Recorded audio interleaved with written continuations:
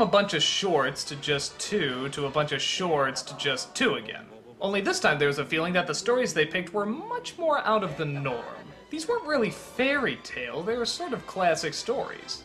Both had their funny upbeat moments, but both had this very underlining dark tone throughout the whole thing. Even the setting for the narrators is a little off. It's just this dark, dark library. You don't even see the narrator. It's just these books sort of floating in the stained glass window with a candle in it. When I was a kid, I loved it. As an adult, I still love it.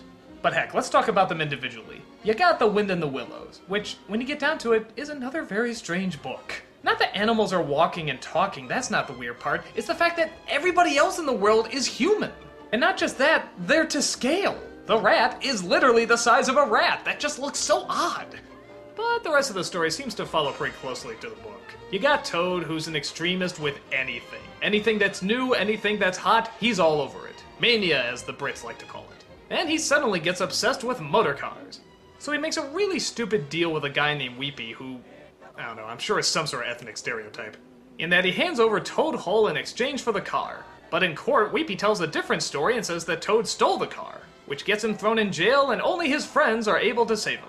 Molly and Rat are a lot of fun, Toad is enjoyably crazy, and even that horse gets a few good one-liners. Then how did he get a motor car? The only way a gentleman gets anything.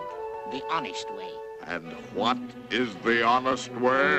Ha! I thought you wouldn't know that, Governor. I fucking love that line.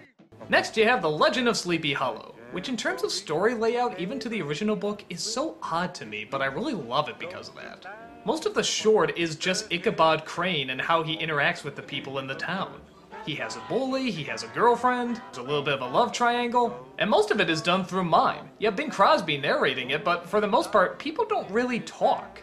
And yet so much character still comes out of them, including the fact that, something I never noticed as a kid, Ichabod is kind of a dick.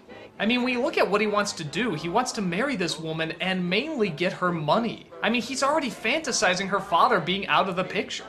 Well, the old goat can't take it with him, and when he cuts out, that's where I cut in. I think a lot of people, when they look back, think of Ichabod Crane as just this innocent that gets killed by the Headless Horseman. But no, he was actually sort of a bastard. Which for Disney is kind of interesting. It's one of the few times where you actually have sort of a jerk be your lead. In fact, you could make the argument that Brom Bones, though he's a bit of a bully, is much more of a good guy. I mean, he doesn't do anything really wrong, or at least not as wrong as Ichabod. And for all we know, maybe he'd make a better boyfriend, who knows?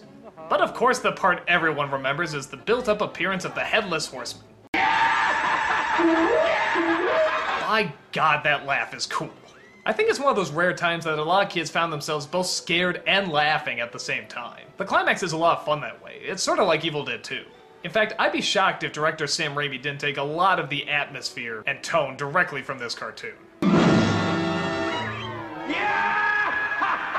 It's just your classic ghost story with a classic ghost story ending.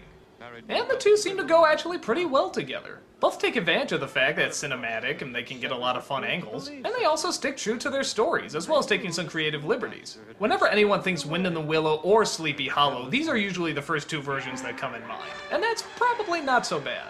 It's good to read the originals, of course, but these are pretty good adaptations. It's heavy on the dark, but also big on the laughs. Either one is great on its own, but back to back, they work just as good. You can't reason with a headless man.